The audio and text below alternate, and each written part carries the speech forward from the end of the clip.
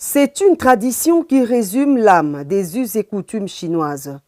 Pour une visite officielle d'un chef d'État, les autorités chinoises suggèrent à leur hôte de marque un passage utile à des sites qui racontent l'histoire tumultueuse et glorieuse du vaste territoire chinois depuis la préhistoire. Le président de la République Félix-Antoine Tshisekedi Tshilombo n'a pas dérogé à cette tradition en mettant à profit le deuxième jour de son séjour pour se rendre aux différents sites hautement symboliques lui proposés.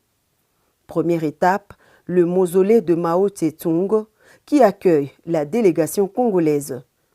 C'est sur ce site hautement sécurisé que repose à jamais le leader emblématique et l'homme qui a forgé la Chine et a fait d'elle une nation forte et moderne. Un monument sépulcral situé en plein cœur de Pékin, c'est à cet endroit couvert de marbre qu'est exposé le corps embaumé de celui qui a dirigé des mains des maîtres la République populaire de Chine entre 1945 et 1976, année de sa mort. Occasion pour le couple présidentiel congolais de déposer sa couronne de fleurs sur le tombeau monumental du grand timonier avant de coucher quelques phrases sur le registre placé peu avant la sortie du mausolée. Ainsi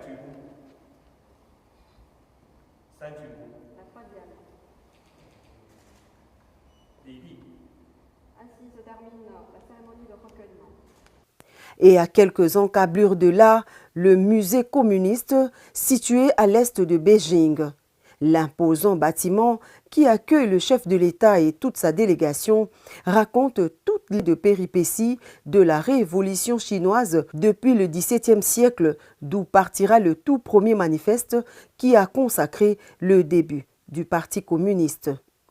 Le couple présidentiel suit avec une attention soutenue le récit d'une civilisation 5 fois millénaire qui a bravé vents et marées jusqu'à se construire une identité unique et respectable à l'échelle mondiale. La structure couvre 6,5 hectares avec une longueur frontale de 313 mètres et une hauteur de 4 étages. Le musée communiste compte une trentaine de salles d'exposition, des installations de stockage ultra-modernes et possède une collection de plus d'1 million d'objets précieux et rares que l'on ne trouve nulle part au monde. La cité interdite, dernier site à accueillir le président de la République, Félix-Antoine Tshisekedi Tshilombo. Ce site représente le palais impérial de Pékin dont la construction remonte entre 1406 et 1421, une vaste concession qui s'étend sur 72 hectares et fait partie des palais les plus anciens et le mieux conservés de Chine. Cité interdite, résidence des empereurs chinois, de leurs familles et de ceux qui étaient à leur service. Son accès était strictement interdit au peuple et à toute personne ne faisant partie d'aucune lignée royale.